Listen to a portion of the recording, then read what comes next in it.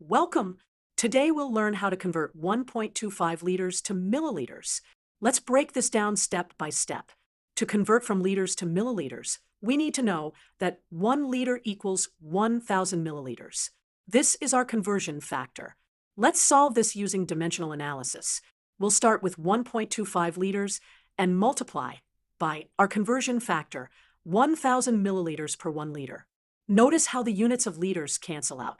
The L in the numerator cancels with the L in the denominator, leaving us with just milliliters. Now, let's multiply the numbers. 1.25 times 1,000 equals 1,250. Therefore, 1.25 liters equals 1,250 milliliters, or 1,250 ml. Let's visualize this conversion. Here's a beaker containing 1.25 liters.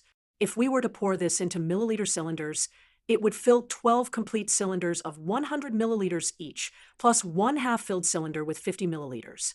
To summarize, when converting from liters to milliliters, multiply by 1,000.